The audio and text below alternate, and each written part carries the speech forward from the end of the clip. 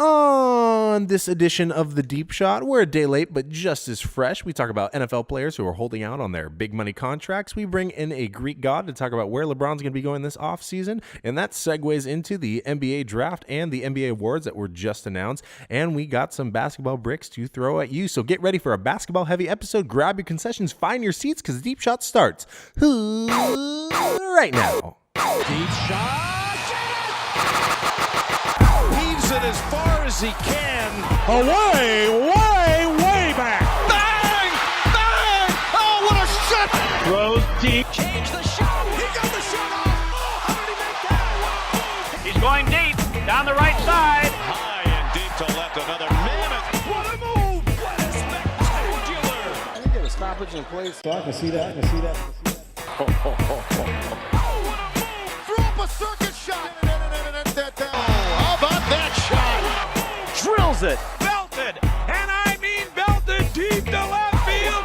The scoop shot, circus shot. The Deep Shot.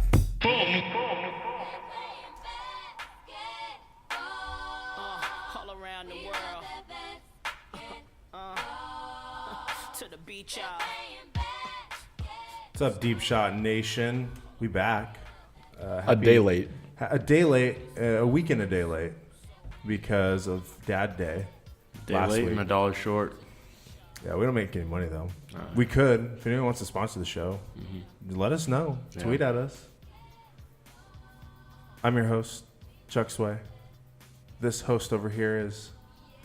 Oh, you wanted me to introduce myself Yeah. this time? You never do that. I'm sorry. All right, Winston over here. And then, you want me to just say it for you? Yeah, go ahead. Okay, who are you? I'm Josh. Who's there? Who's sitting next to me? Who? I don't... Casper? Oh, there's nobody there. No, Casper. Ooh. Oh. Casper's here. Oh, hey, Casper. Hey, Casper. Hey, Casper. Good guy. So we did a little poll skis on the Twitter last night because your regular Deep Shot Sunday got pushed back a day. And so we asked you, Deep Shot Nation, who do you think, which host, sorry, I butchered that. Which host do you think is to blame for the episode being pushed back? And Deep Shot Nation, you have spoken, and 50% of you say Travis. And, Travis, you're not here. Oh, wow. Sorry. Who would have thought? So sorry, young man. So, yeah, Travis is to blame. Mm-hmm. So he's going to miss a good show today because if you heard from the intro song, we're going to be talking about NFL holdouts. So who wants to get paid? Who is deserving of getting paid? Who is just being a weenie hut baby Junior. back baby? Well, looking at the list of like big NFL stars right now, there's a few of them that are currently not reporting to like OTAs and like minicamp and stuff like that. That's never a big deal, though, is it? I think they lose a pretty decent amount. Yeah. It's when you start missing like preseason games. How long did Cam miss? Because I know He missed into week 2 of the regular season. he lost a lot of Yeah. money. But right now, I think they're still losing roughly like around 100,000 or so just from not reporting like 3 days of mini camp.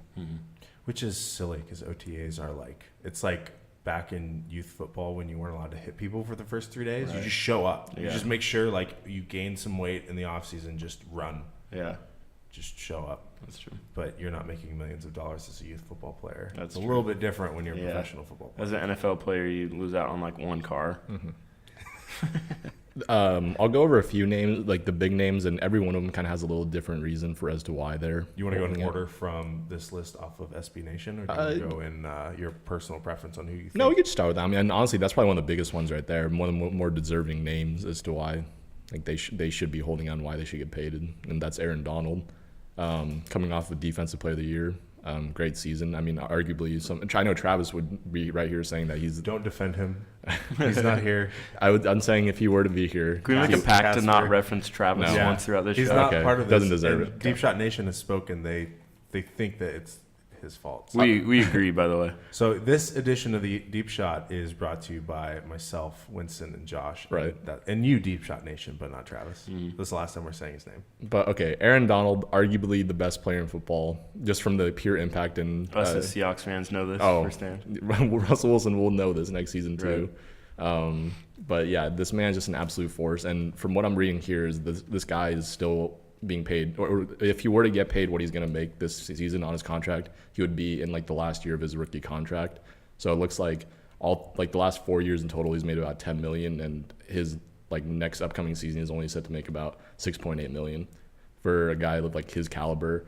And what he's looking for is something around, I think, 20 million per season. So I think he's getting underpaid like a lot for like the value that he brings. It's pretty crazy to think that he was in the 2014 NFL draft. Like that wasn't that long ago, and it feels like he's been a staple of at least our division for a while. It's just good drafting. Yeah. It's funny too how the author of this article, Mr. Adam Stites. Why is my vision going blurry? Adam Stites. Mr. Stites. Mr. Stites came out and said that he's making a respectable $6.8 million in 2018. How is that respectable when you're knocking on the door of a projected $114 million contract? Right. That don't make no sense. Von Miller, he signed a 6-year, $114 million contract. Silliness. Yeah, that's pretty crazy. But, I mean, people want to get paid.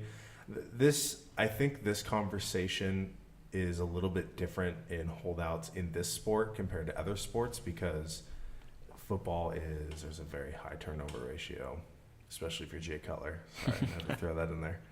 But like as far as like players staying in the league, you want to look out for yourself after you're done playing because they have no security while they're there is no security. Yeah. Well, and I think it's largely dependent on what position they play. True. Like running backs, what is it, like 28 or 29 is like their last.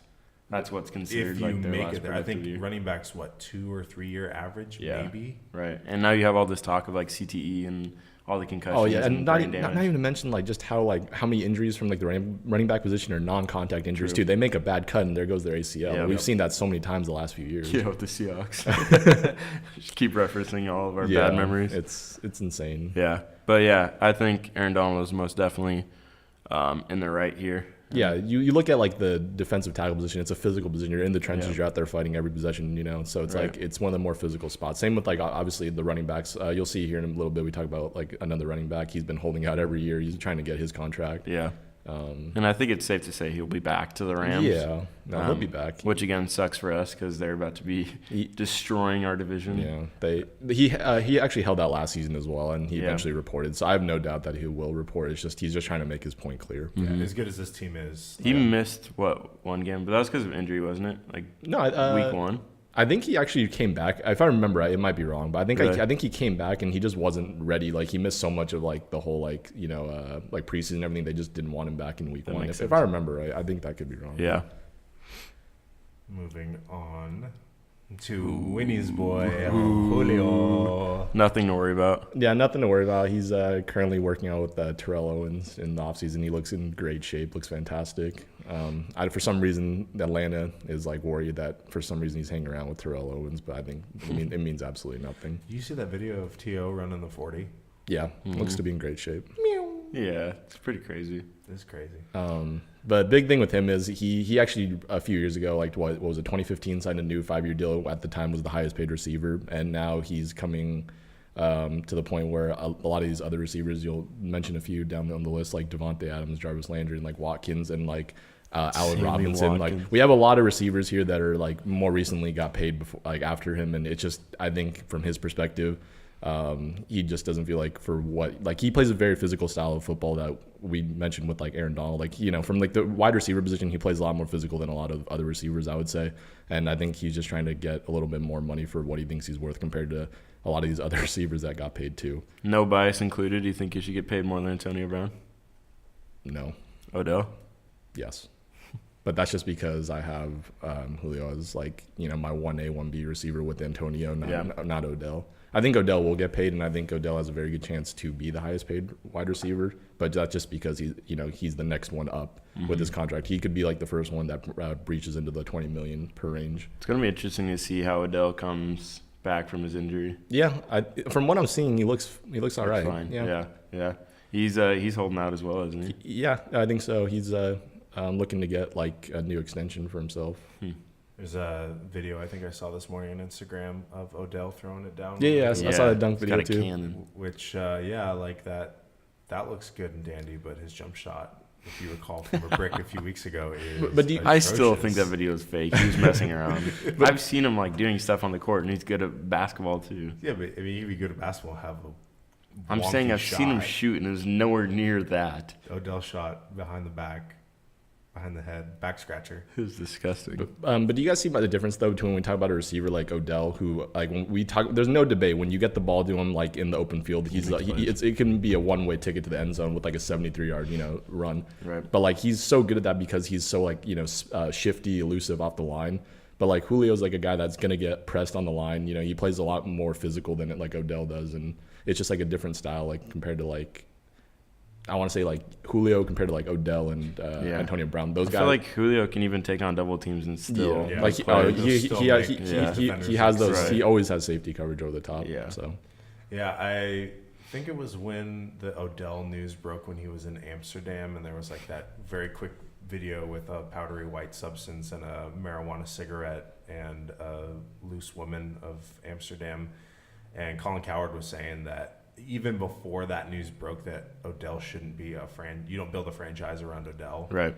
But, I mean, Winston, you make a good point of his ability and his threat in the open field. But, Josh, you make a good point that Julio is, and I think personally Julio is a better receiver. Yeah.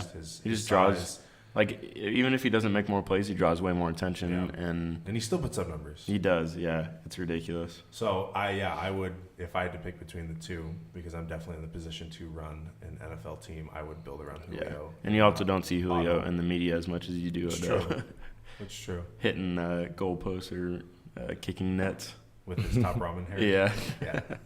I like his top ramen hair, though. Me too. I think it's fresh.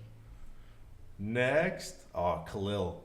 Someone made the claim that he is a living, breathing Hall of Famer. You look at the numbers. I mean, he just puts up those like even some years where he doesn't have like the crazy sack numbers. You watch him play out there, and it's just like it's almost kind of like the Aaron Donald effect. He just has that consistent like ability to wreak havoc and get through, and he's just a monster. This is what I don't get. Is it the Raiders' defensive scheme that makes it confusing, or just how some players can play various positions? I thought Khalil Mack was a linebacker. Yeah, depending on like their defensive scheme, he either plays outside linebacker, which means he's like rushing kind of like off the edge like a Von Miller, right. or he can play defensive end, which is why I think 2 years ago he got all first team NFL with like that being two different positions. So he's usually the up man, though. He's never down in the stance or No. like seldomly. No. Yeah, okay, that makes sense. Thoughts on? I think it's just the same thing. Like it looks like here he's just wants to get paid just like Aaron Donald. Really. Yeah. Were they in the same draft class? No, I think Mac was a year after, if I remember right. Okay. Who's better? Aaron Donald. Aaron Donald. So then Aaron Donald's a walking Hall of Famer, contrary to what I read earlier. Doesn't mean that Khalil Mack's not. Go Las Vegas. Mm-hmm. That's so weird. Earl. Toughest one. Last man of the Legion of Boom. Toughest one. Should Earl get paid? Should he? Yeah. Does he have any leverage or any room to say that he deserves to get paid? Probably not. Short term, he should get paid. So what? Like a year contract? Maybe 2. Shut him up for a year. Maybe 2. Does he want to go to Dallas for like 5? Not Chuck, but Dallas. I was about to hit you with the I know soundboard. you were. He's from there. I mean, there's always like that hometown, not discount, but hometown allure to go play, where you're from. But do we have Earl Thomas for 2 more years? Like, do we have Earl Thomas production for another 2 more years? But I feel like Earl is one that would be really, really good if he still wanted to at passing the torch down to young safeties who I forget who it was, but somebody Deshaun Shed. It was somebody else, I swear, that said that Earl he could potentially become obviously not as great as Earl, right. but he plays a whole lot like Earl and would fit our defense really well. I forget who it was. Do you want me to pull up the roster? Maybe. I still don't know if I'm gonna be able to call it from just his name, but I think Earl would potentially be a guy that would try and play in the league for a long time, except for that one last time when he broke his. What was it? A friendly fire. It was his leg or his knee or something. And then remember he came out and retired or said he was going to think about retiring. Yeah. I just think that was just a reaction. I think Earl's the kind of player that want to play in the league for a long time. So it's going to be... Maybe he's Bradley McDougal. I forget. But I don't know. I swear somebody we got that was really young. He's been in the league for 6 years. 6 years, yeah.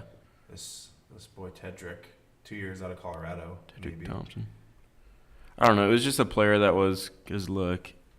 No, everybody's 6 foot. Is it cheap? Is this the cheap Richard Sherman from Stanford? Yeah. Alex Carter. This guy's basically like the same build as Earl, but I've never even heard of him. He's a rookie. UCF. He played with Shaquem. Shaquem. Pretty sure it's Shaquem. Did you see that he's one of the people that's gonna what is that called? Play football. Do like the opening ceremonies for the Special Olympics. Oh, nice. It's pretty cool. So that was announced today. And it was a free safety. I'm pretty sure. I don't know. I could be wrong, but I just saw I was just thinking that basically he'd be really good at passing the torch down because he's such an intelligent football player and he's been such a good guy to the Seahawks community. But as competitive as Earl is, do you think that he would want to take that role quite yet? Because he's No. holding out for big bucks right now. Like I said, I think Earl. I don't really know at the safety position how deep you can play into your career, like how old you can get. Because I feel like corners. You saw older corners like Darrelle Revis, they Champ slowed Bailey. down. They slowed down. Yeah. Palomalo was in the league for a while. Yeah. So was, he was Bob Sanders. Late 30s. Yeah, Bob Sanders made it pretty. I know he had concussion injuries at Yeah. the end of his career. Yeah. And I feel like a lot of the injuries haven't really slowed down Earl to this point, but who knows when it'll really catch up to him. So it's pretty interesting. He was, and you guys can correct me if I'm wrong. I think I'm right.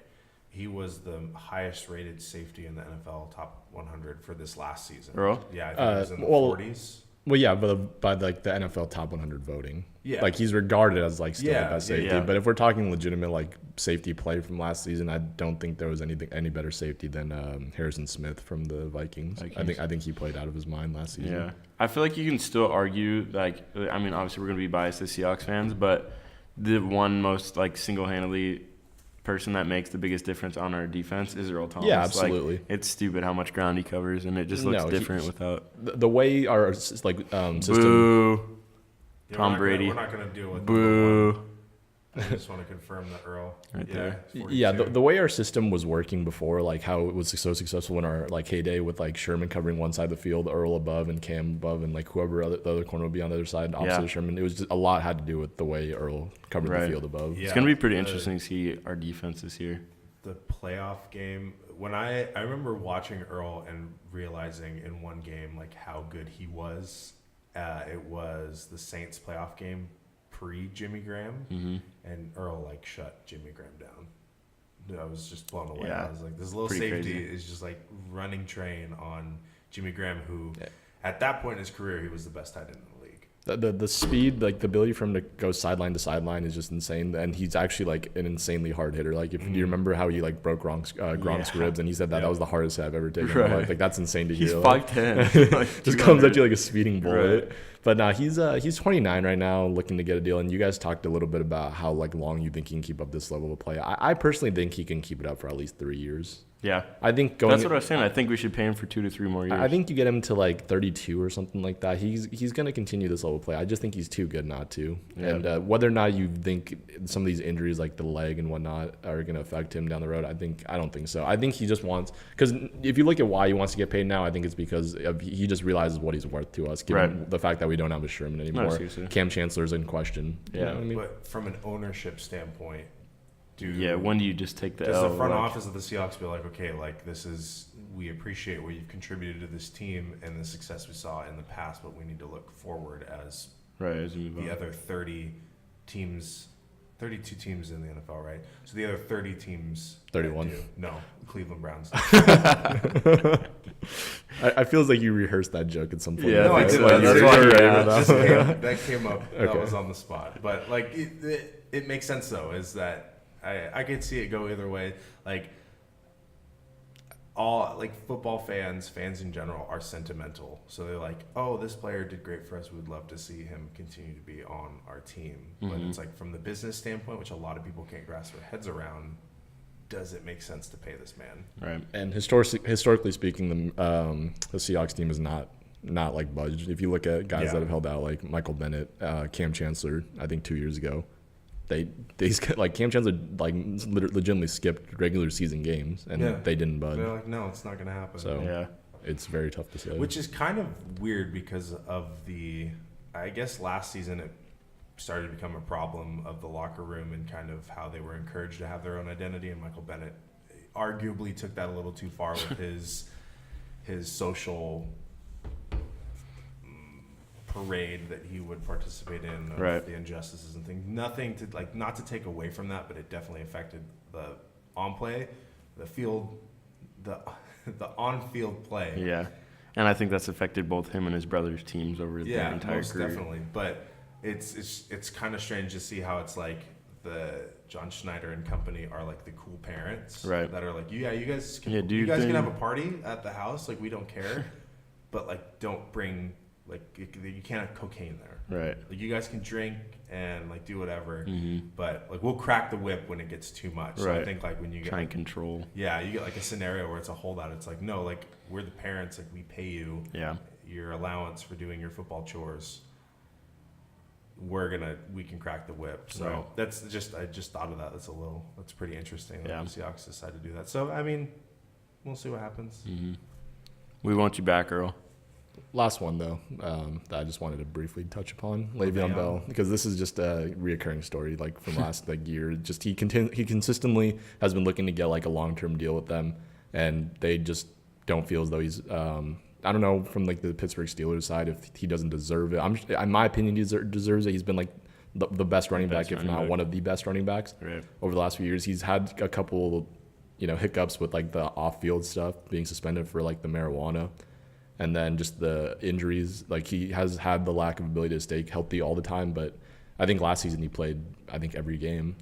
And they're potentially going to be franchise tagging him for the second time, which is the last year they're going to be able to do it. And it's going to set him up to be paid. Don't get me wrong. $15 million a season for a running back is ridiculous. But it's kind of the same thing as like Kirk Cousins, where you're getting paid a lot, but you lack the long-term contract, which means you're not getting any security with your job. And for a running back, which we mentioned over and over again, it's one of those positions where you like have a chance to get hurt on any single play. Right. I feel like you try and be more careful if you know you don't have a long-term contract. You don't want to get hurt. Yeah. Your career's over. You can franchise tag players multiple times. 2 times total. Yeah. So this could potentially be the second year in a row that they franchise tag him, and I just don't understand the disrespect like the Steelers organization is doing for a guy like Le'Veon Bell, who's so valuable to your team. He came out and said before they offered him this year or gave him the franchise tag that he would consider retirement too if he. So I don't know where they're sitting at right now. Don't get me wrong. I don't think Le'Veon Bell's going to retire. No. But and that's probably just like a threat that he's saying. But at the same time, it's just amazing to me that like these guys just can't come to like an agreement with him to work out some sort of long-term deal to get this man paid. Because like if you're the Steelers, you're not trying to lose Le'Veon Bell. I understand like the running back position is a very like it's not valued too heavily nowadays. People don't really draft him that early. I mean, they just did with Barkley. But you get what I mean, though. Like this isn't just an ordinary running back. Like this is like he's so valuable out of like the passing game, the running game. Like he's so valuable to your team, and I can't imagine like why they aren't like trying to make this man happy. For sure. So, but I'm sure like eventually they'll get something done. Yeah. So now moving on and getting more relevant to our intro song. We didn't put this into our show talking points, if you will, but it's a good transition. I don't know how you guys feel about this. I thought it was a little silly, but at the same time kind of cool. He's 13. 13 years old. This is LeBron James Jr. trying to dunk, and he was pretty close, man. Yeah, he came close. And LeBron looks like he's playing paintball. He's got this like they usually have those on paintball. Like he's protecting his back. He's sitting against the back, like the wall back here. No, and I get that, but shouldn't he be protecting his hand? Yeah, good call. Like he's got a Apple Watch on like this. He's unprotected. Do you have your Apple Watch on, Josh? Mm-hmm. Nice. We Me and LeBron are all the same. I saw Trayon had one on yesterday too. Mm-hmm. Cody has one too, right? He does. Everyone in that household's got one. That's right. I was thinking about this too, and then we actually have a caller on, so I'll multitask and get him on the ringer and ask this question. When LeBron is at like his son's game, do you think he has like a posse around him that like protects him from like being swarmed with autographs, or like is it just an unspoken thing of like? It looked like he was there alone. I've seen a bunch of videos. He just sits with his wife, like he's just chilling. He's on the sideline being loud as. Yeah, I believe that. I've seen videos. He's like yelling and like hyping up his son, yelling at his son, like, or his sons, I guess. But like, you're the biggest athlete in the world. It's one of those have the courtesy to not bother you. I think so. It's a consensus thing though. Like honestly, like if I was there, I would understand he's like being respectful, like he's there for his family. I honestly think that like we understand how popular he is, but I think at the same time people are going to be intimidated to go up to him more than anything. Yeah, I did see one video a while ago. It was probably like 4 or 5 years ago. He was at the mall. And he pulls up like in his Lambo or something, and like then he had a posse with him, like security guards. You're at the mall, these people are most likely all basketball fans. I mean, you're gonna know who LeBron James is. Well, it's not even fans, but just like families of the kids playing. That's what I'm saying. I feel like you're just coming. You'd be more respectful. Yeah. Like I don't know.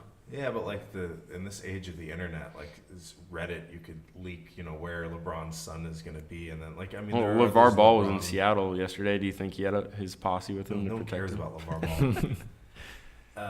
But I will tell you this, as a kid, like with how big LeBron is, so true story, when Sean Alexander was huge in Seattle, yes, and just generally, like football-wise. Okay. When I used to go to church, he was a member of the church that we went to, but he went to a different location of the church.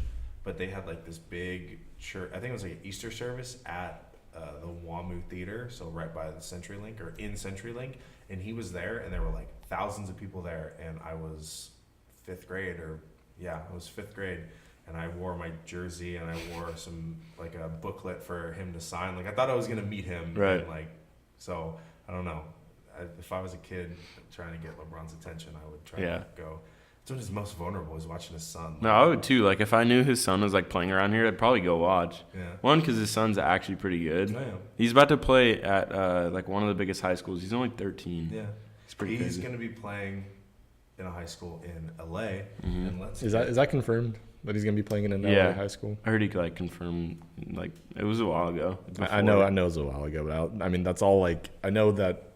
It was a while ago, but that had to do with like it made news because people are using that as like a reason as to why LeBron might be going to LA. But at the same time, I also heard that LeBron was like checking out local high schools around Houston. Yeah. So I don't know what to believe when I hear about like stuff like that. Right. How do you spell Zeus again? Zeus. Can you want to go to a quick break for a second? Actually. Yeah, we're gonna take a quick break. It'll seem instantaneous though. Yeah. All right, quick instantaneous break, and we have on your daddy Zeus onto the deep shot. Jordan, welcome to the deep shot. What's good? What's good? So we wanted to bring you on because you are a Lakers fan, correct? Yes, I am. And the big acquisition that your team will get this summer is? In hopes, Paul George and LeBron following him. And let's hear your thoughts on that. What do you think that's going to go down? Well, the only way I see that really happening is, LeBron going to the Lakers is if Paul George comes. I really do not see any situation happening where LeBron goes by himself without Paul George. And Paul George has been linked and rumored to going to the Lakers since last year. We tried to make a trade, and I guess Larry Bird didn't really want to trade him to us. And, yeah, so it's just been a rumored thing ever since last year. So I see it being like a really high possibility and a big chance of that happening. But there's also rumors, coming around as of within the last 2 weeks saying there's a big chance that Paul George stays in OKC and that Sam Presti and just OKC, they're going to back up the Brink trucks for him and pay him as much as they can. But if he doesn't come to LA, he's a snake, and he's not welcome here. He's going into that category with LeBron or with Kevin Durant. He's in that category with him. So I'm with you as far as the snake accusation. So if I think LeBron's going to go to LA, why would he be a snake if he didn't go? If Paul George didn't go? No, if LeBron didn't go to LA, why would he be a snake in the eyes Oh of no, you and everyone else in he LA? would he wouldn't be a snake necessarily, but the one thing that I feel would be a good reason for LeBron to come, or like it'd be a mark on his career, is he finally came to the West. He didn't run from it his entire career. He went to where the competition is actually at. He's had a cakewalk pretty much his entire career, and I'm not going to say a cakewalk because it's hard to make it to the finals as many times as he has, but like the East has always been the weaker conference, and he's really always been the best player after he left the Cavaliers with his first run, and went to the Heat and then went back to Cleveland. So he's pretty much ran the East ever since leaving Cleveland the first time. So I just feel like the conference is harder, and if he can do something in the West, if he can come here, win even if it's not with the Lakers, say it's with the Rockets, but I want it to be with the Lakers because I'm a fan of the Lakers, but if he comes to the West and he does something, I feel like that just adds to his resume and puts him closer to being considered the GOAT, as many people already consider him or would like to consider him that. Now, I think beyond the basketball standpoint, I think LeBron is he's starting to get over his basketball hill, if you will. So I think, because LeBron has come out and said that he wants to be the first billionaire athlete, LA is such a perfect place to further your brand outside of the basketball Yeah, it's a court. great market. We could get we've heard rumors. I'm not saying we could get, but we've heard rumors for years of the Space Jam 2 with LeBron. If that's going to happen, if LeBron is in LA, it could happen. But I think just building up his brand. The guy's got a house in LA. It seems like it's the most feasible option outside of basketball and outside of the competition. I think you make a good point, but how I look at it is he's going to go to LA because of the brand opportunities. Yeah. Of how much he can further himself outside of the basketball court. He actually has 2 houses here. He actually has 2 houses See, here. They're 2 cribs. Currently getting they're currently getting renovated as we speak. And are you looking out your window right now at the construction? No. No, but there's a lot of speculation and all that. Like, it's proven that it's happening. But he also spends like his off seasons here, and why not just come here? You're already here, and from what everybody's saying, like his wife wants to be somewhere where it's considered home.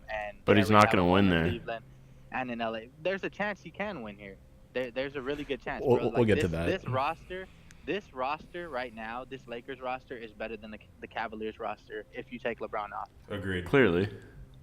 And the only thing that people are going to say is, oh, it's in the West. But as Travis had said just a couple we days can't ago, mention him this episode. Yeah, he's not here, so we're not talking of about it. him. I believe he had said that the West was a trash division or a trash conference this past year. And when you look at it, in a sense, it was. Records will show that it wasn't, or that it was a good conference, and like there was the playoff race was going on for so long. But you look at it, there was really like not a lot of competition, really. Like the best. Thanks, Kevin teams in the Durant. West, Yeah, thanks a lot, Kevin. The best teams in the West, you could say, is of course Golden State, Houston, and like who were the other teams behind them? There really wasn't like not really. They're all irrelevant, powerhouse honestly. team. Yeah, all the other teams are irrelevant, and you can't really even just say it's this year, but because it's like I feel like it's really like a 4 or 5 team league if you really look at it, and that's mainly due to Kevin Durant and the whole super team era, pretty much. Jordan, let me address a couple things, and Josh, you're welcome to chime in at any time if you'd like. So first of all, going back to your point of how you think that LeBron coming to LA would be a huge possibility if Paul George were to come with. And right now, the biggest thing holding that back is the possibility that OKC will indeed pay him like the max deal, right? All the money. Yeah. So one thing I found is that if OKC were to offer him that 5th year, which is something that LA can't offer, he would be making an additional roughly about $45 million more than he would playing. So he would make an extra $45 million more playing with OKC next year, or OKC over the next few years compared to Los Angeles. So I know you're big on Paul George as like an individual athlete himself, and I don't know, you view him as like this, like I've talked to you on the side. Tell me how you view him. Do you view him as like a superstar, like a star? And I view him, like I said, on my scale of 1 to 5, 1 being like somebody that's not that good, 2 just being a below player, 3 being just a good player, 4 being a star, 5 being a superstar. I consider him, I'd say, a 4. Okay. He's one of the best two-way players in basketball. That's fair.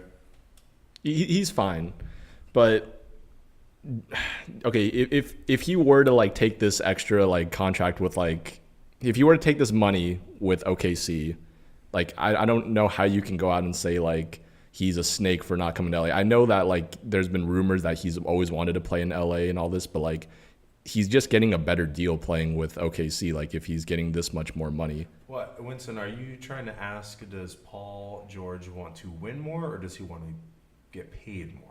I'm not asking either if he wants to win more. I'm just saying, like, how can you scrutinize him for not coming to LA if he's just taking the better offer by playing in OKC? Well, the way I look at it is, if you come to LA, you're in like one of the biggest marketing cities in America, behind maybe New York.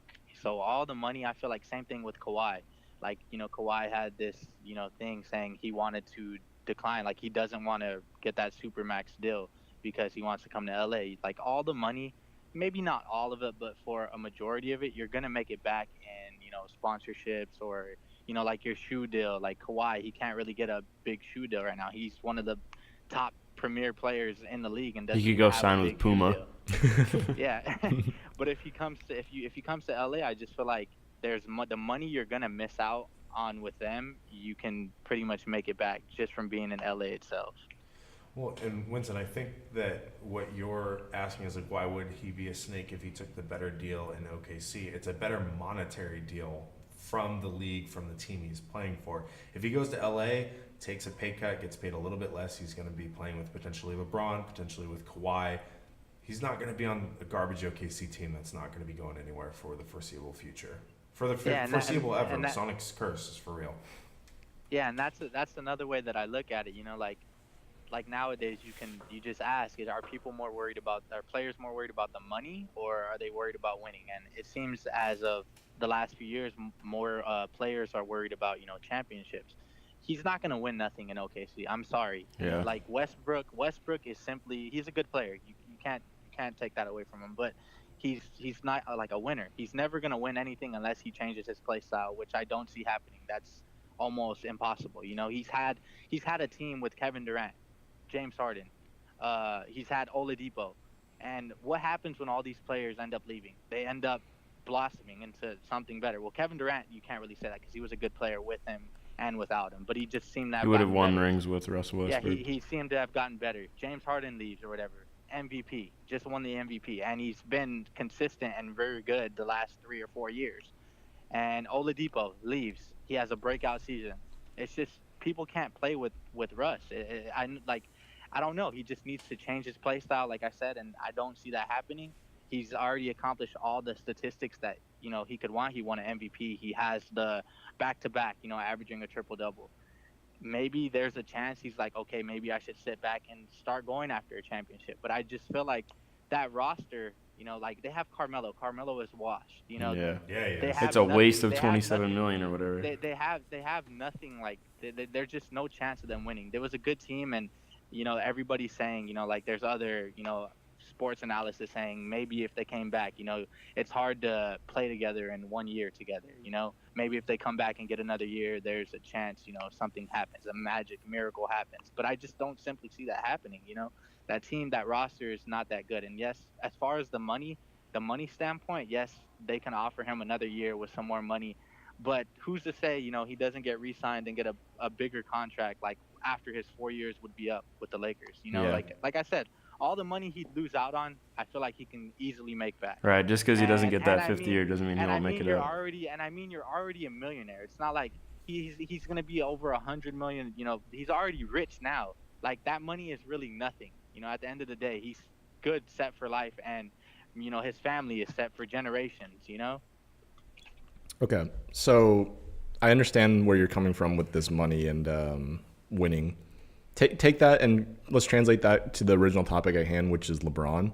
Tell me why, if we're talking just straight up winning and money's not an issue and that these guys are millionaires already, money's not the main focus here and we're just talking about winning, why is Los Angeles the best fit for him, and why does that give him the best chance to win right now as opposed to going to a team like Houston if we're not talking money? I wouldn't necessarily say, the Lakers give LeBron the best chance to win now because they, like everybody calls them, they're the baby Lakers still. It's still a young core and they still have a lot to grow. They are very inexperienced, and I just feel like LeBron can further his brand here, like you guys said about the Space Jam 2, being rumored, LeBron's pretty much accomplished as much as any player could want to accomplish, like he has nothing to play for. Like, there was rumors just within the last month, saying LeBron should retire for a year and come back, do what Michael Jordan did, And no thanks. Really, what more does LeBron have to do? He needs to win the rings. He's already good. Like the way I was saying it, he's already probably the best regular season player in history. Like the only thing he can really play for is rings. But at the end of the day, like Shaquille O'Neal said last week, rings at the end of the day are just another thing to add to you.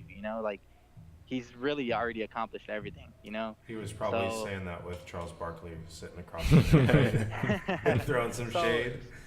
Yeah, so LeBron, honestly, like he could go into, like a module, what's it called? Like stage of his career now, like, and still be good, like it's going to be really hard to take down the Warriors, but, like there's only so much you can do. Say LeBron and PG both go to the Lakers. What do you think happens to Ingram, Lonzo, anybody else? Kuzma. What was that? I said I didn't hear because you guys were talking at the same time. I didn't hear. I know you said like players, but yeah, I was just say LeBron and PG both go to LA. What do you think happens to the young core of the Lakers? I just feel like they just improve. That I feel like. But everybody stays.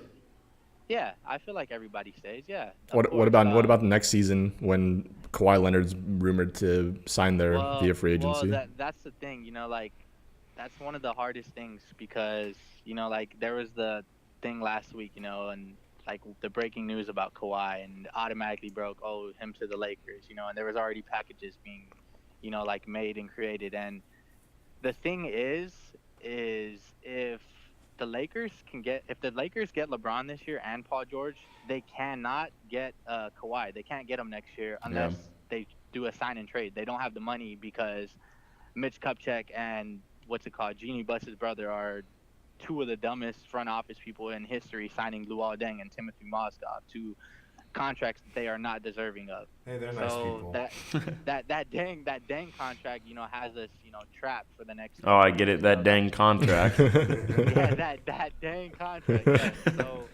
So really, like the only way, like the teams are gonna have to break up. They're gonna have to get rid of some of the young players if they want to sign or get Kawhi at all. They have to get him through trade. There's really no way that they can get him next year, really, through free agency unless they, ship some of their pieces out to create the cap space. What would contract situation of Kawhi, LeBron, and PG look like versus PG, Russ, and Carmelo? What was that? I said, what would the contract situation of PG, LeBron, and Kawhi look like versus PG, Russell, and Carmelo? Because aren't the numbers all about the same? It would just be absurd. The money we'd be paying plus Steven Adams. Crazy. Yeah. Plus Steven Adams. It'd be absurd. Yeah. But like as far as winning, because I know you asked that question as well. As far as winning, LeBron and Paul George, if they came to LA, like how would they, play with that young core? I just feel like it'd be a really good team. They could move to that small ball lineup and have a starting lineup consisting of Kuzma, he could probably be a sixth man of the year. He could be a runner-up. He's a very good player. Brandon Ingram is very, very slept on, and I've been saying this, and I'll continuously say it. I truly do think he is going to be a superstar in the league someday. And you give him 3, 4, 5 more years, takes a little while. You know, he went from 9 points a year or 9 points in one season to making the leap the next year to like 16 points. That just means that, you know, it's just gonna improve. And Paul George coming to LA, he's gonna play with a pass first point guard. You know, not a ball hugging point guard. I just feel like his stats are gonna go up. His efficiency is gonna go up. His numbers are gonna go up. LeBron and Lonzo are like the same thing. That's the only nick that I give, like, on this team, is because Lonzo is like a what is the word I'm looking for? You know, he's a ball handler. You know, the primary ball handler. He's a playmaker. And so is LeBron. But LeBron is used to having like catch and shoot players, and Lonzo, with that broken form that LeVar let him develop for some crazy reason, you know, he sucks. But hopefully he's fixing it in the summer. I don't know if you guys have seen the pictures. He looks bulky as hell. So Mike Bibby-esque. yeah. So I just feel like that team would be really good. You know, having Kuzma, Brandon Ingram, Lonzo, LeBron, and Paul George as a starting five, and even if you didn't have, you know, Kuzma starting, you know, you could, the guy that we just drafted, I feel like he could be a nice player. You know, he's a stretch five. He can play, what's it called? He's just good. He looks really good, and I feel like he could be like a Bosh-like kind of player. You know, like LeBron was used to playing, you know, prior. And even if they kept Deng, maybe, you know, what's it called? LeBron could talk to Walden and finally get him off the bench, because Deng played like 2 games this entire year and he wasn't even hurt. It won't be such a dang bad contract. Yeah, but I just feel like the team would be really good. You know, I feel like it'd be an automatic Western Conference, you know, like right to the Western Conference, and, you know, battle it out with Golden State. So let me jump in real quick and say, let me just jump in real quick and say that if I just can't. Okay, I understand if LeBron were to come to this LA's team, that it would be, along with Paul George, it would be a huge, drastic upgrade from where you were at last year, being like a 30-something win team. But I just don't believe, like, and I've talked to you about this before, I don't believe it's enough to beat the Warriors team. I don't. Like, we've talked about, like, the inexperience of, like, this young core, and it's not, like, I just don't think LeBron at this point of his career, like, it's just not going to be something that you can win. Like, if you were to go to LA next year, I just don't see it being enough to beat this Warriors team. Like, it's just another year wasted, in my opinion. Well, like I was saying on our side conversation last night, you know, if you look at the Lakers' record this past year, and I know it's just regular season, but you have to perform well in the regular season to even make it to the postseason. But if you look at their record from this year and just look at some of the scores of the games, they kept up with some of the best teams. Like, they were, like, the 3 times we played the Warriors, I believe, we barely lost. We even took them to overtime. I just feel like if you add LeBron and even Paul George, and Paul George is known, you know, not to show up in the big moments as, you know, James Harden. James Harden, like I've said over and over, is a choke machine. He's going to guarantee you a choke. He shows that he does not show up when it matters, you know. But I just feel like with those two as veteran presence, you know, like, the team would just be good. You know, the Lakers, if they would have had, you know, just that one vet, you know, that good vet, or maybe even those 2 vets, you know, I feel like they would have won 10, 15 more games and would have been in the playoffs this past year. And like I said, I just feel like that'd be a really good team just with those additions, you know, like, and maybe that's just a biased opinion just because that's my team, but I truly do believe that'd be a really good team in my humble opinion. I'm right there with you, Zeus. I've been saying LeBron to LA since probably the beginning of the finals. Down arrow. Before that. Down arrow. I will argue to the end of this day, and we may never find out if he doesn't go there, but I genuinely believe that we've seen what Houston can do without LeBron being there and pushing this Warriors team, because that's what it's all about at the end of the day. Is at this point, it's sad to say, but it's all about building that team that can beat the Warriors in a 7-game series. And I just think that we've seen this Rockets team take them to a Game 7, like, not like a hypothetical situation, but we've actually seen it, and they were this close to winning it.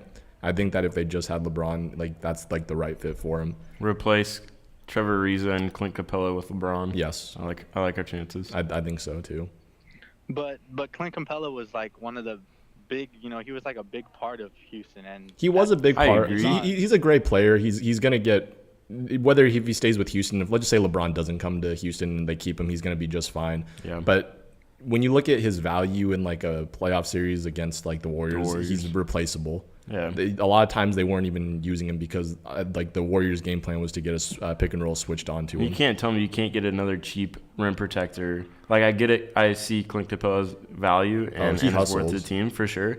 But you can't tell me you can't find another cheap rim protector that doesn't offer any offense. Especially when you look at how a lot of Clint Capella, like I think, led the league in field goal percentage or something like that. Yeah. But a lot of times it's They're all because wide of open. because of what's being created for him. You can definitely find replacement level talent for much cheaper than what Clint Capella is going to make next The year. same thing as DeAndre. You can't Yes. tell me DeAndre has any Like just offensive notice a trend talent. here. Just notice a trend here. We have guys like Chris Paul and James Harden creating for these centers year after year. Like they're gonna find theirs and they're gonna get theirs. Depending on, it doesn't matter who. Like you could get JaVale McGee in there.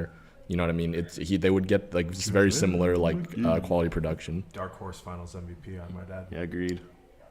And Because he played with 4 also. And Jordan, I know you mentioned to me in the past before about how like Chris Paul just can't quite seem to stay healthy, and like why would LeBron want to play with a guy that last season only played 58 games? Well, why would he want to go to LA and play with Lonzo, who played I think 58 games as well? Ingram only played 50 something games as well. Okay. I know it's a smaller if we're- sample size. if- Like no, I'm no, just if I'm we're just gonna- I'm just yeah, throwing no, that out if there we're- though. Since we're gonna go there, like I've said, like I told you last night, I said Chris Paul has missed 53 games in the last 3 years.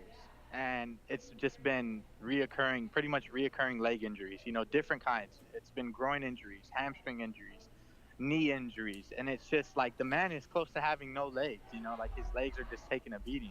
He'll probably, he's going to end up like Dwayne Wade. His career is going to be done, in 3 years if this continuously happens, And like the thing that LeBron has been saying a lot of the time is that he likes about himself is that he's always available for his team. You cannot say that about Chris Paul. Chris Paul's a good player. Don't get me wrong.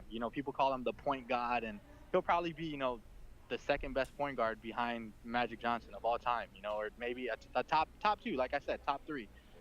But it's just he's just not a reliable player, and and you may think I don't like him, but I was even rooting for the Rockets this year to take out the Warriors, and I was also rooting for Chris Paul back, a couple years back when they choked the 3-1 lead or whatever to the Spurs. Like Chris Paul is not a bad guy, he's a good player and everything, but like I said, he's just injury prone. He's guaranteed to be injured throughout the year. And you look at Harden. Harden is, just a scoring. That's all he is. It's a scoring option. And when he's not scoring, what is he doing for you?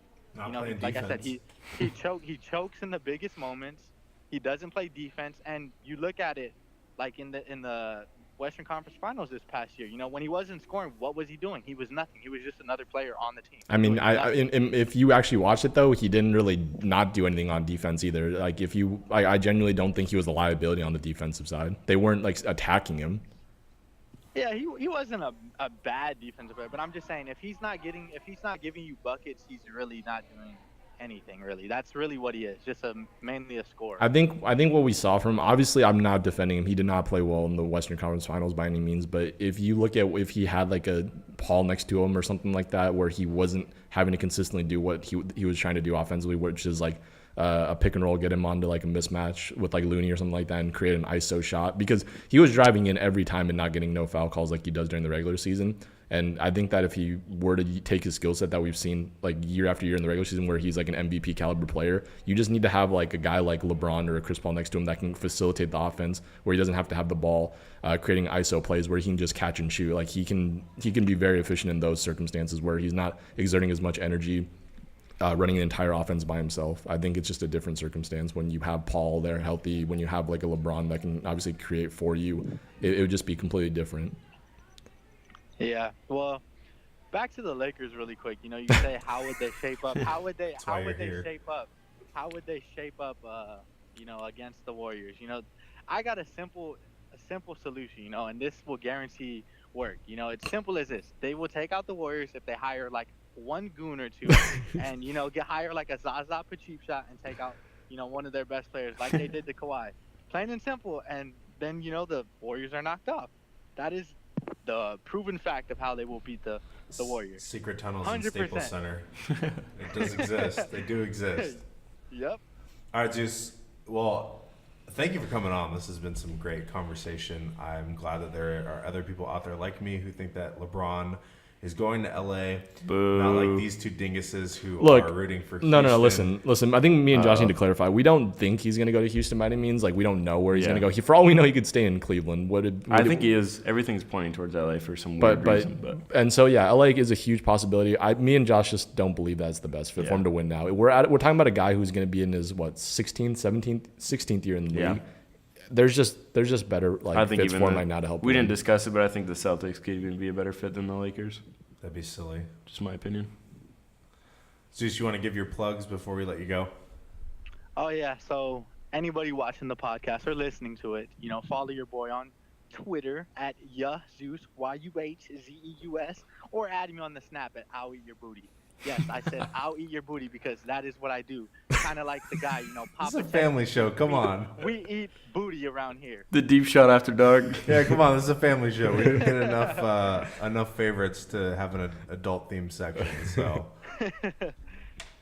but all right, Zeus. Thanks for coming on. Thanks for coming on, bro. Thanks, bro. All right, y'all have a good one. Go Rockets.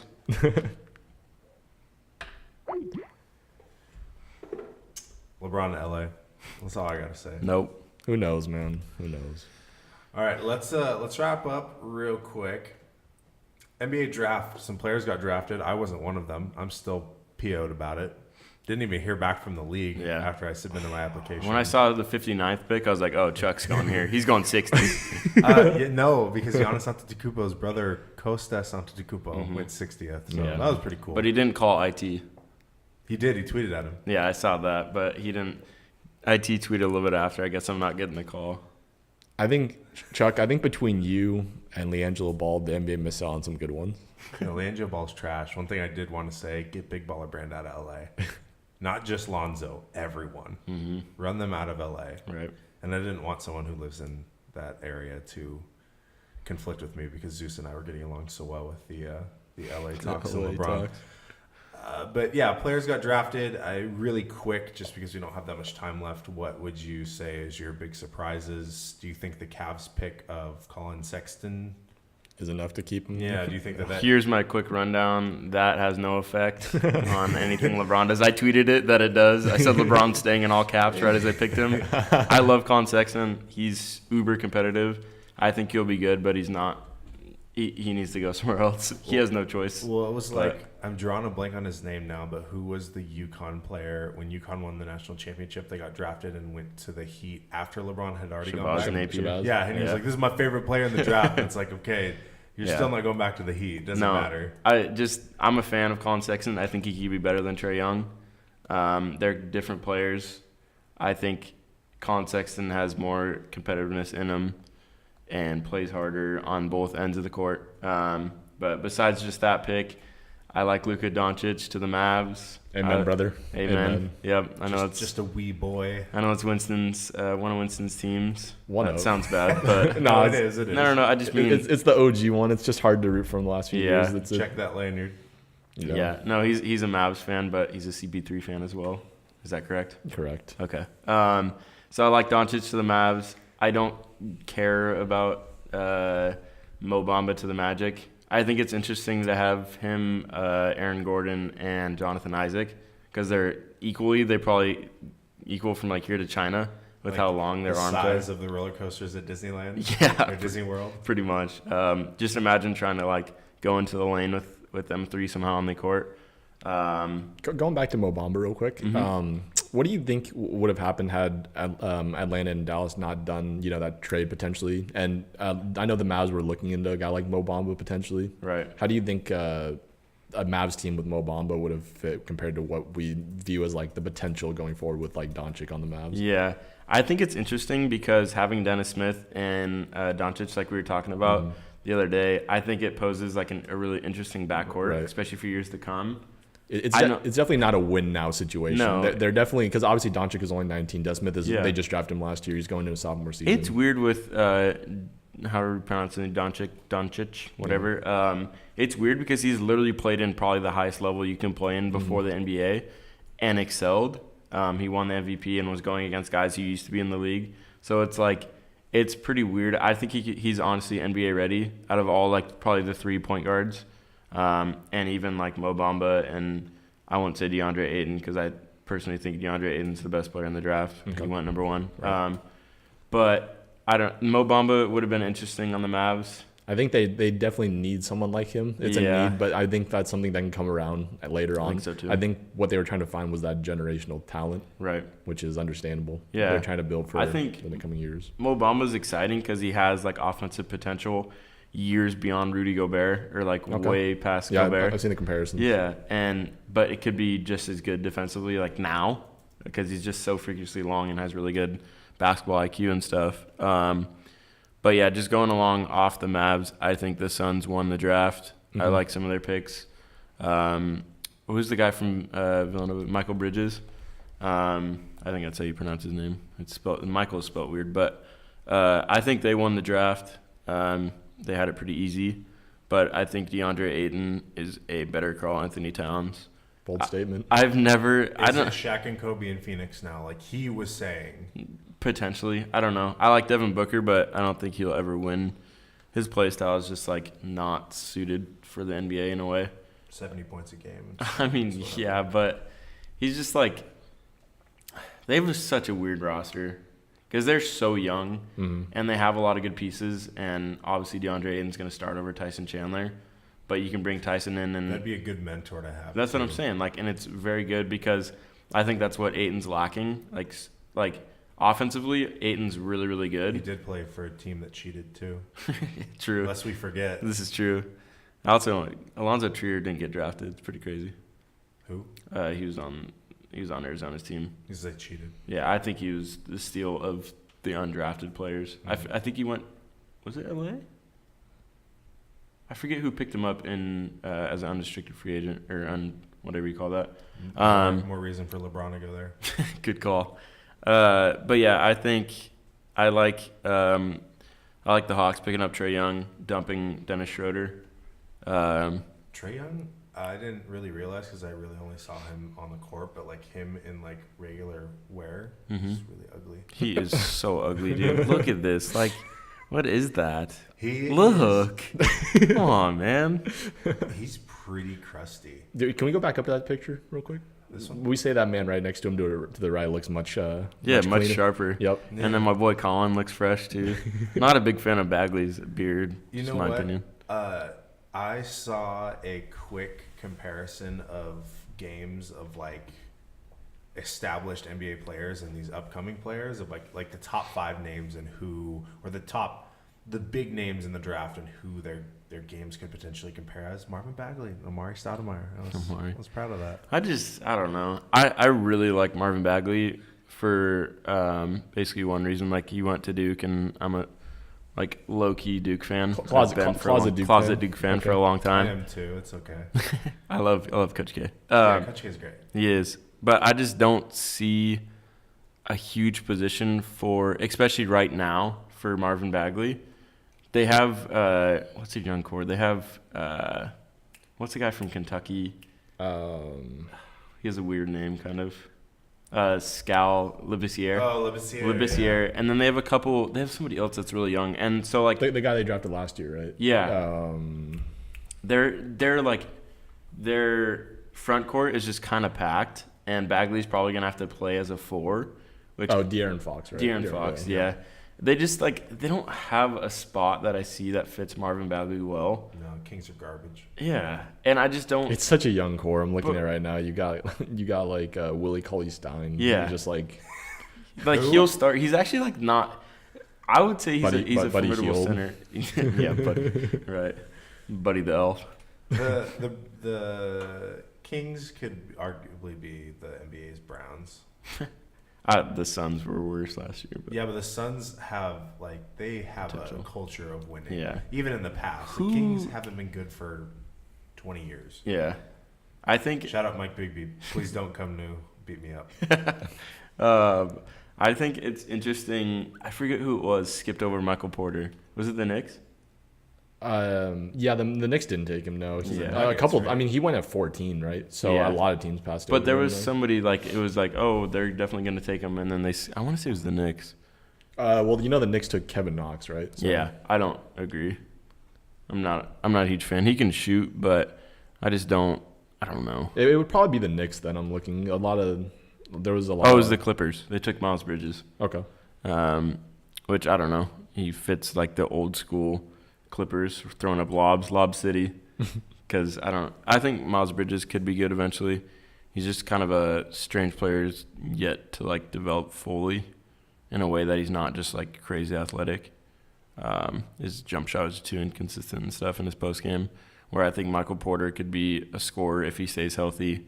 He could be a scorer that provides a little bit of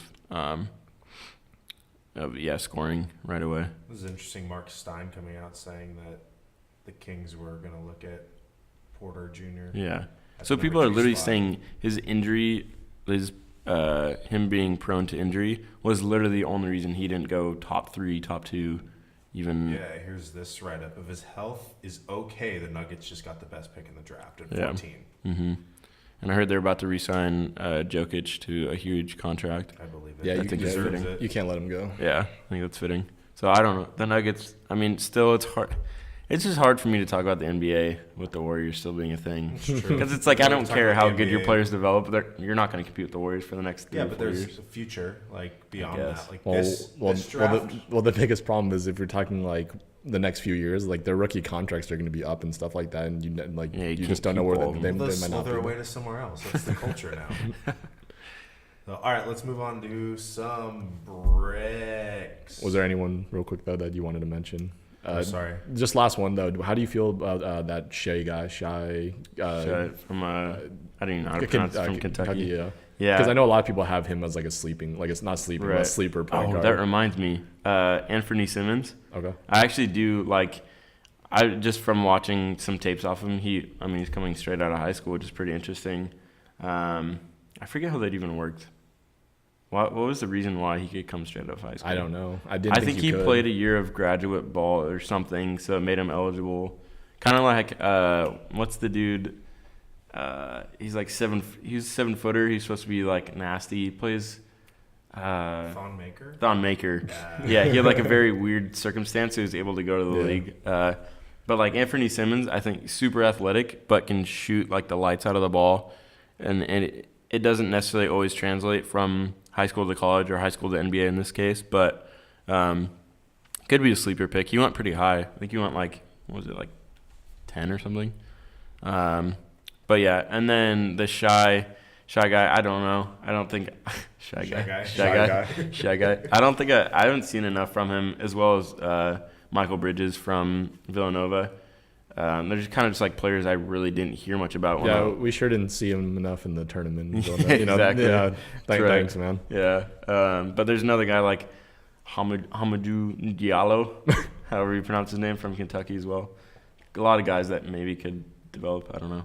There's guys I don't really know a lot about. Yeah, we're just gonna have to see how they play out. And I also hate Kentucky, so I just don't bother to listen. They're pumping out. A lot of their players just kind of.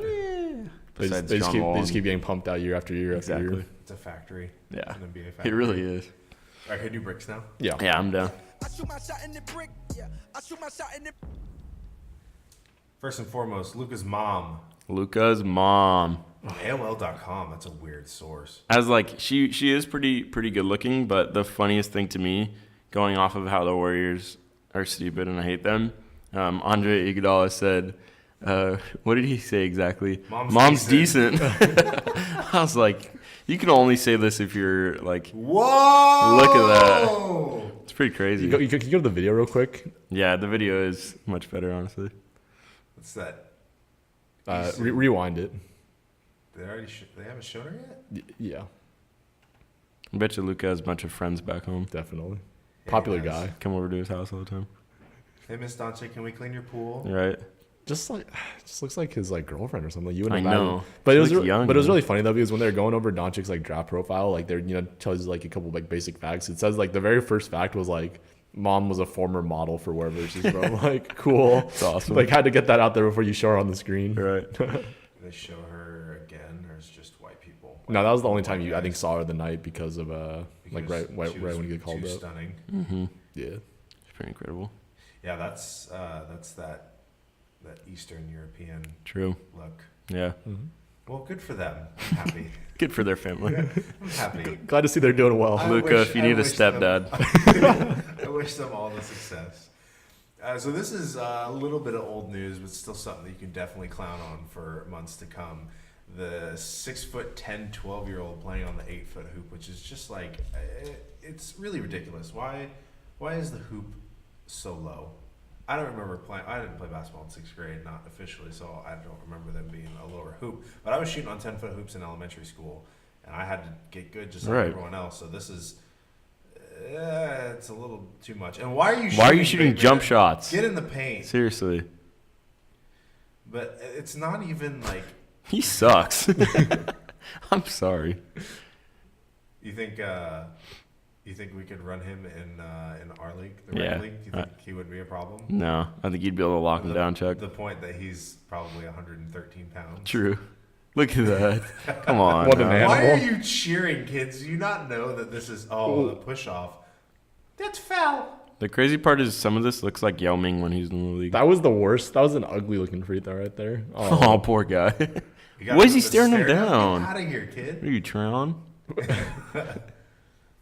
Yeah, it's like you can't really cheer. There's an asterisk. It's like, what are the kids' parents of the red team saying?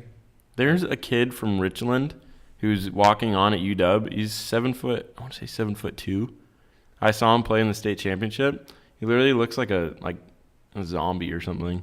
Like it's the way he runs, it's pretty creepy. A lot like sometimes when it's that people are that tall. Ooh, like look at that jelly though. No. Yeah, that was nice. No, it's an asterisk jelly. There's usually some sort of like growth deficiency, some sort of Andre the Giant type disease. I'm just not impressed. It's the fact that it's like an 8-foot hoop too. On top of that, like look at those handles though.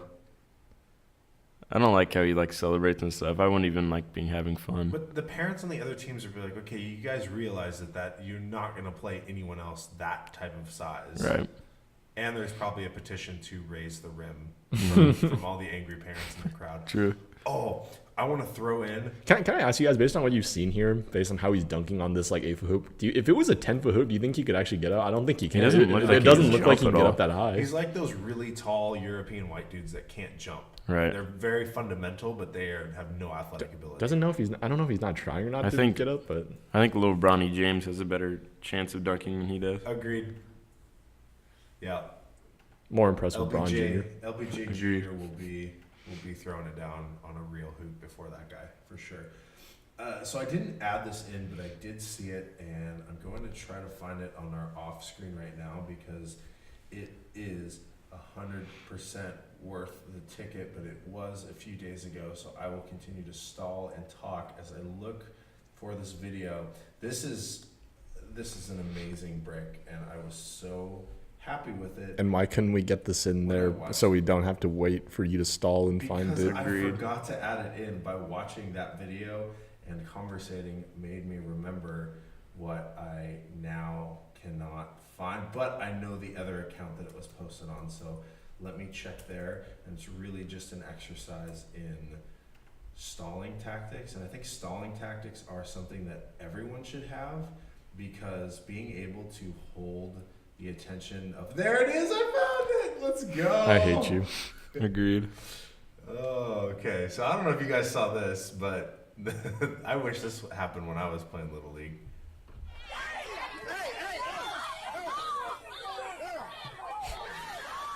I also don't know if there's any language, but this is at a girls' softball game, and then it just gets...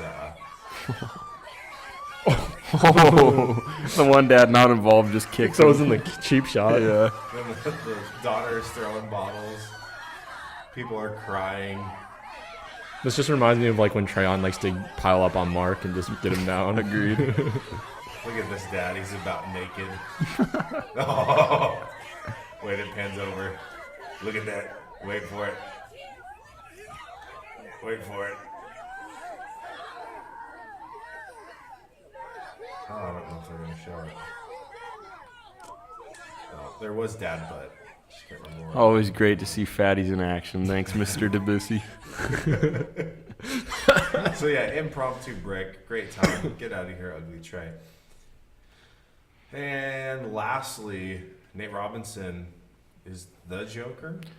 No, he hit the game winner and then stole Rashad McCants Joker mask and Thanos arm, and then proceeded to get into a fight. 3-on-3? Yeah, the big three.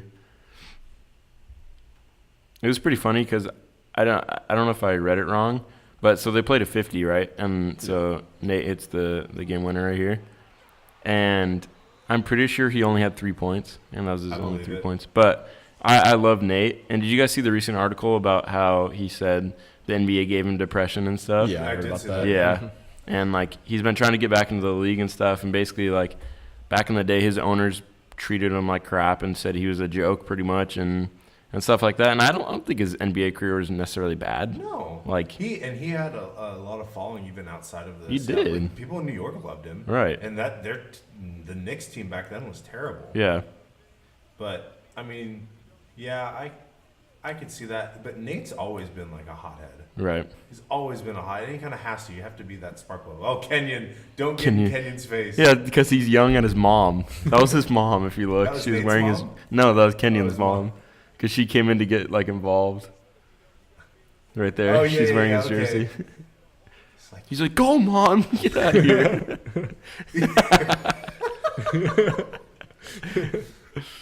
It's pretty funny. But you know what's even funnier? So, Rashad McCants, I don't know. I haven't really heard much about him before this. But he had a Thanos arm and a Joker I mask. saw the mask. So, is that not two different? One's Marvel and one's. DC. Yeah, it's stupid. Is that Steven Jackson? Yeah.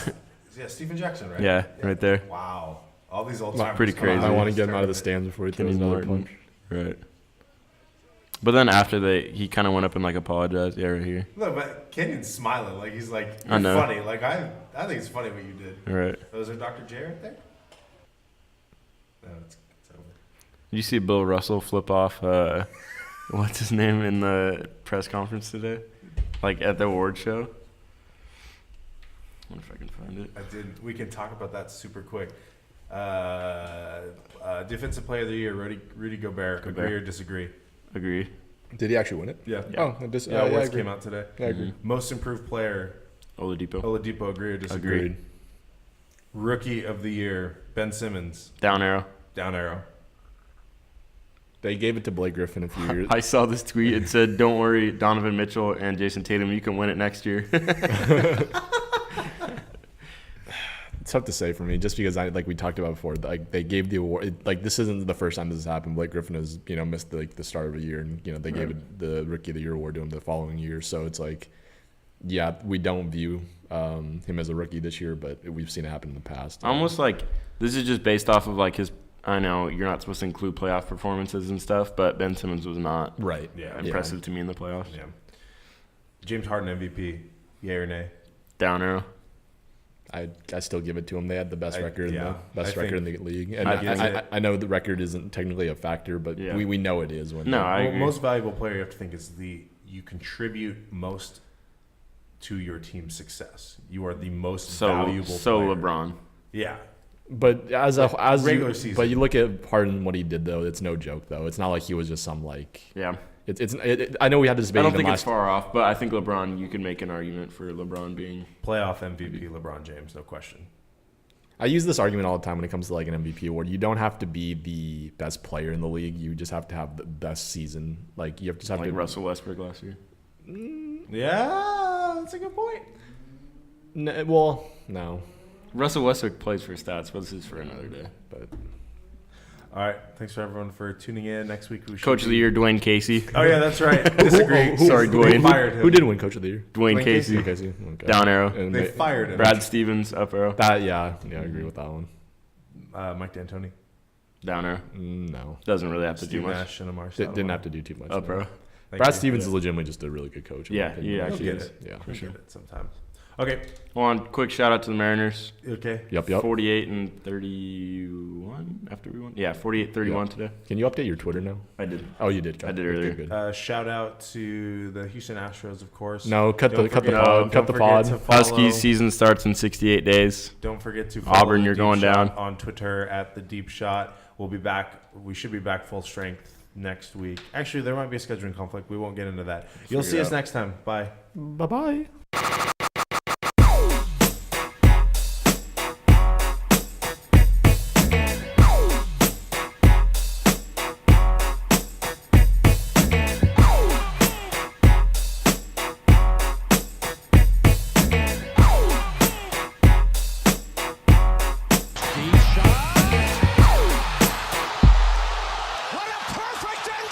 I already said what I had to say. I'm done.